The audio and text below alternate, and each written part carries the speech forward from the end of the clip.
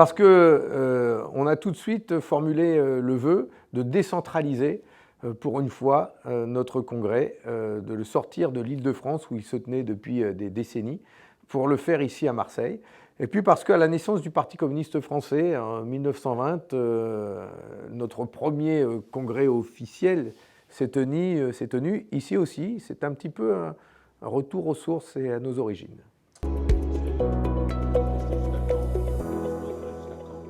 Mais l'objectif, c'est le retrait de cette réforme.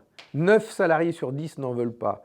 7 Français sur 10 n'en veulent pas. Il y a un profond rejet dans le pays. Ça fait 3 mois que ça dure. Vous ne pensez pas que tout le monde en a assez? C'est au président de la République de dire « oui, j'ai entendu, je retire cette réforme ». Et s'il ne veut pas perdre la face de cette manière-là, au moins qu'il redonne la parole au peuple et qu'il organise ce référendum que tout le monde demande aujourd'hui, les syndicats comme les forces politiques et pas seulement de gauche.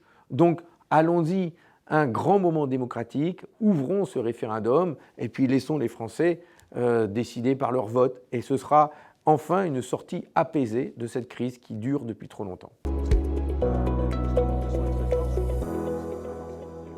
Je remarque que les responsables syndicaux, les leaders syndicaux, font partie de ceux qui progressent le plus dans les sondages. Pas en intention de vote, ils ne se présentent pas aux élections, mais en termes de notoriété, de bonne notoriété. Il y a aussi les responsables de gauche, les uns et les autres, que nous sommes, chacun dans nos responsabilités. Autant Jean-Luc Mélenchon que François Ruffin, que Marine Tondelier ou moi-même, bon, chacun dans nos responsabilités. Quand on additionne tout ça, les responsables syndicaux, les forces de gauche, je crois qu'au contraire, dans notre pays, il y a aujourd'hui une majorité qui existe pour dire non à la retraite à 64 ans et plutôt autour de 60, pour dire il est important d'augmenter les salaires, il faut créer des emplois, on veut une vie digne, on veut pouvoir vivre heureux après une vie au travail, on veut pouvoir partir plus tôt quand on a eu des métiers pénibles, on veut l'égalité salariale entre les femmes et les hommes.